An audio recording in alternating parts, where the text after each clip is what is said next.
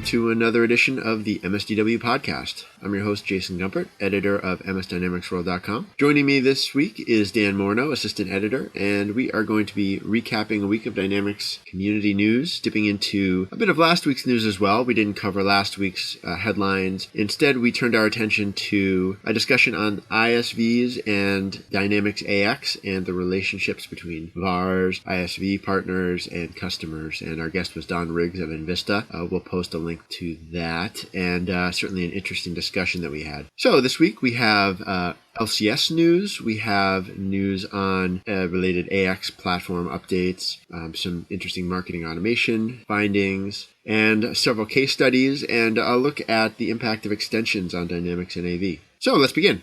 Thanks, Jason. First up, Microsoft announces August 2016 platform update to new Dynamics AX, available from LCS. Yeah, so this was an announcement Microsoft made that wasn't really a big announcement, I wouldn't say, and it honestly took me a little bit by surprise or made me take a double look at it, because I saw Dynamics AX Platform 7.2. What's the AX Platform? Was my first question, and I did a little bit of checking and read the blog post closely, and it turns out Platform is a certain kind of update to the new Dynamics AX on Azure. It's different from the application updates, and these are two separate kinds of updates that Microsoft is pushing out periodically for the AX7 new AX release on Azure. This was, I think, the second platform update, and it's been called 7.2. It includes a range of things that, would be considered sort of not application functionality, not specific application functionality, but things that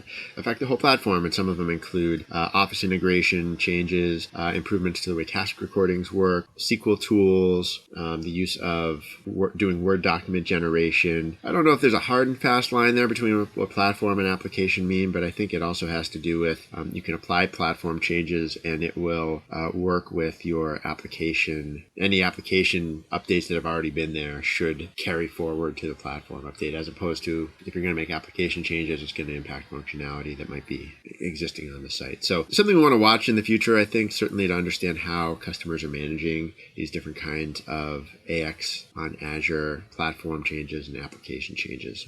Next up was the dirty little secret about marketing automation. Yeah, and this piece really looked at one key finding and some of the thoughts and ideas around it, and the reality, as the author Marie Weiss points out, is that while marketing automation is very popular and it's sort of still on the rise in terms of uptake and adoption and so forth, it actually has questionable uptake or questionable actual rollout and usage by companies. And they did some interesting sort of technical investigation, technical sleuthing, to see of all the business of a series of like 1,400 websites run by businesses, by nonprofits, by other sort of business-focused organizations with teams and with marketing needs. How many of them are actually? How many could you actually detect marketing automation software working on? And the percentage was surprisingly small. And so, the dirty little secret about marketing automation, perhaps its adoption is much lower than probably some people would suggest, and she goes into exploring why that's happening and some of the top reasons why marketing automation, even if it is being purchased, is not being well used. Next up, CRMUG Summit 2016. Expect a 4-user by-user field, says Director Tony Stein, who kind of shared his excitement about the program direction attendance and a Microsoft presence. It turns out that there was a real eagerness among the user base this year. Please have more user speakers. Tell us more user stories. Sort of what naturally happened was a lot of those users sort of moved up in the field, so you wound up getting a lot of solution talks, and now they've gone or dialed back to go to the users. This year's event, it strikes me, is going to be one that really straddles two specific needs. One is, that sort of pure learning and knowledge sharing kind of approach that the CRMUG is known for, and also Microsoft looking to this event now that they don't have Convergence and Envision's on a different kind of schedule, using this as a launch platform for Dynamics 365. And I had an interview with one Microsoft official that I'll be writing more about next week. But I know that the UG Summit is going to be one of their key sort of public announcements around and unveilings of Dynamics 365 that'll impact both CRM very heavily and impact CRM customers, especially CRM Online customers, as well as AX customers, and especially those who are on new AX on Azure. So I think anyone who's going to be at the UG event is going to want to be paying attention to as well what Microsoft has to say about Dynamics 365 and how they're going to help prepare existing customers for that.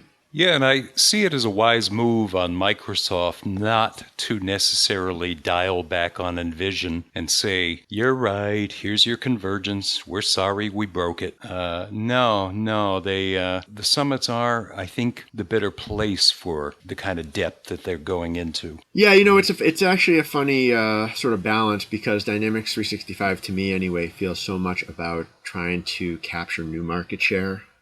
Rather than while also, I should say, bringing along the existing customer base, but there is such a strong sense of that in the way that they've built up those packages for the SMB and the enterprise, much of which it seems, at least at this point, really doesn't address a lot of existing GP and NAV users, and that could change as Dynamics 365 evolves over time. But it's also a very sort of interesting balance that they're looking for there, that it will impact existing users. They want it to be friendly to existing users, but at the same time, this is Dynamics 365 is really all about the future too. And, in that sense, it does seem like something that, of course, we'll see at Envision as well, and see a lot of, I'm sure. But yeah, certainly it's something you want to keep the existing user base that the CRMUG Summit attracts excited, enthusiastic, and involved, since so many of them will be impacted.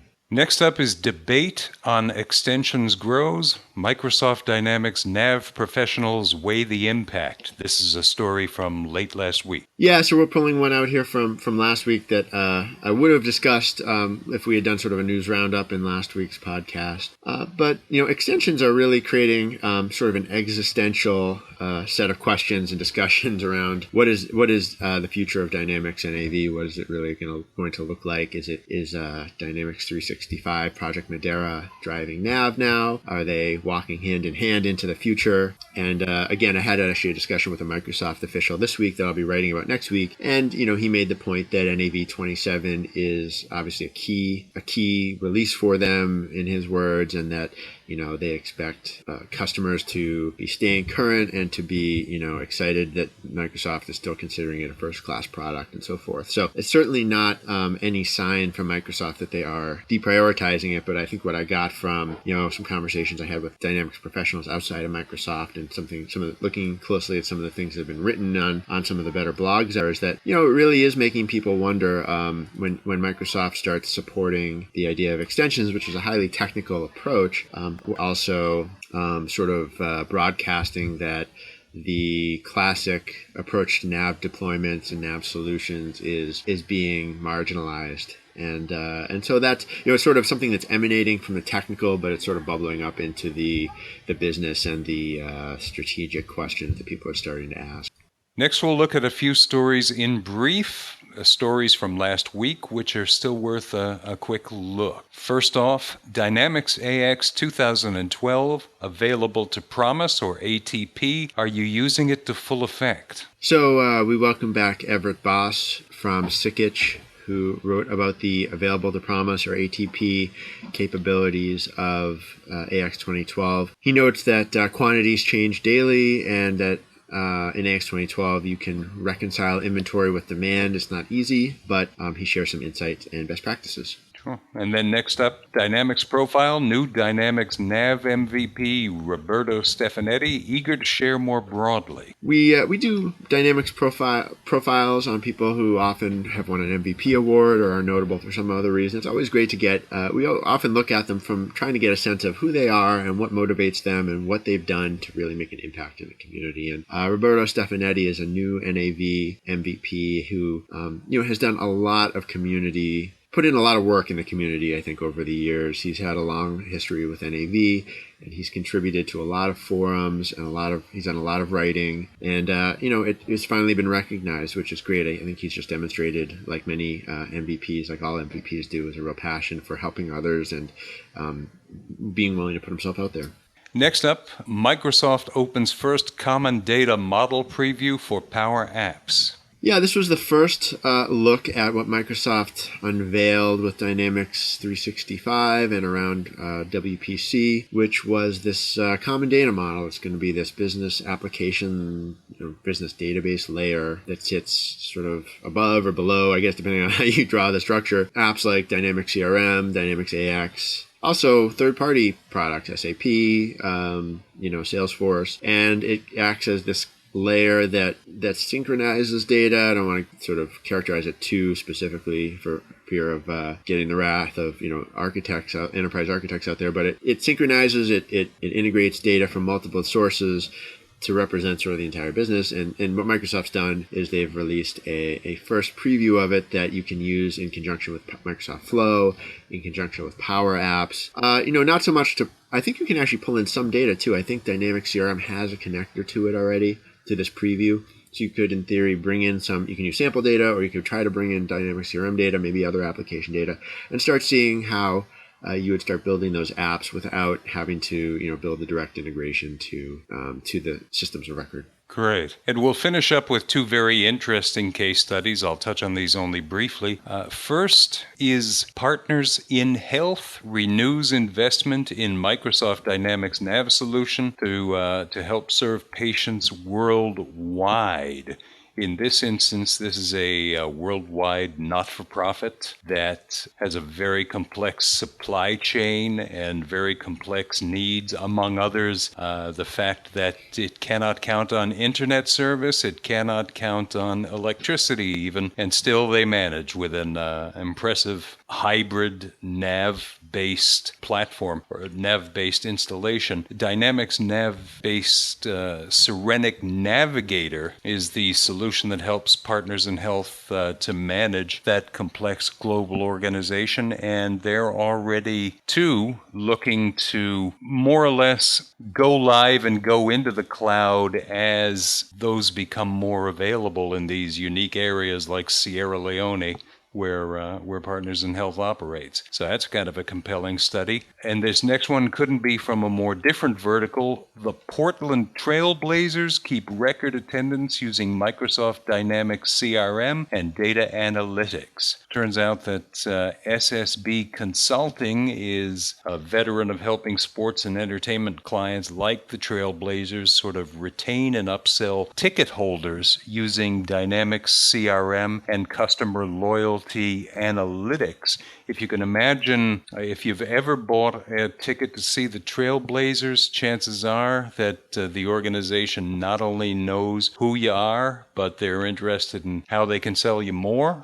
If you are a season ticket holder who's kind of waffling, money's a little tight, they'll be on the phone and work something out with you. It's a very impressive, I think, story about putting Dynamics CRM through all of its paces. Yeah, it's a great sports and entertainment story, and there are so many of those. I mean, it's one of those industries that really keeps CRM at the forefront of its efforts, and they come up with some very good results and very good use cases of this technology. I really like the Partners in Health piece too, and it was really an interesting read. It wasn't an organization I was very familiar with, and looking at the kind of logistical and supply chain challenges they face, it's really amazing, and it's a nice feather in the cap, I think, of both NAV and for Serenic about how they were able to use this solution for years and also kind of re-up on it in the last year, it sounds like, where they reevaluated it and decided to stay with it. Yeah, they did, and they felt like they were doing diligence by shopping around, but they came right back to Serenic Navigator. So that is a competitive space. I mean, for financial management and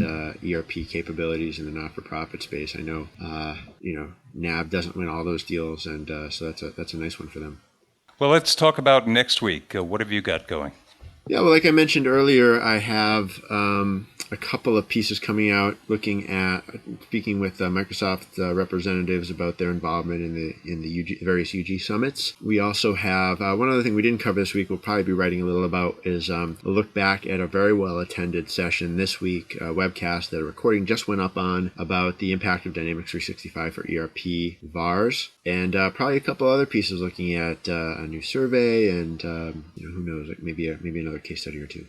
I'll be delivering a preview of NAV Directions 2016 with President of Programming Committee Catherine Turner Lawrence, and she's also the VP of Marketing and Sales with Western Computer. Then we'll talk about workflow as a service. I'll have a compelling conversation with Nintex's VP of Product Ryan DeGood. I hope I pronounced that correctly. Nintex offers what it calls workflow as a service, a term they've patented. Interestingly, Ryan was on the ground floor with SharePoint at Microsoft, responsible for SharePoint, so I expect he has much to say. This is rather Nintex's answer to SharePoint. And then we'll dig a little into Gartner's take on Microsoft's infrastructure as a service. Gartner just named Azure a leader in the 2016 Cloud Infrastructure as a Service Magic Quadrant. So that's what I've got coming, plus a few summit stories, and it'll be a full week. Sounds that way. Well, thanks for sharing. This has been the MSDW podcast. Thank you so much for listening. If you'd like to be on the podcast, maybe you are a Microsoft partner with a product release or a case study or unique slant on the Microsoft Dynamics ecosystem or product news, drop us a line. I'm Jason Gumpert, editor. You can reach me at jgumpert@msdynamicsworld.com. And I'm Dan Morneau, assistant editor at DMAURNO@msdynamicsworld.com. Until next time, we're MS Dynamics World signing off.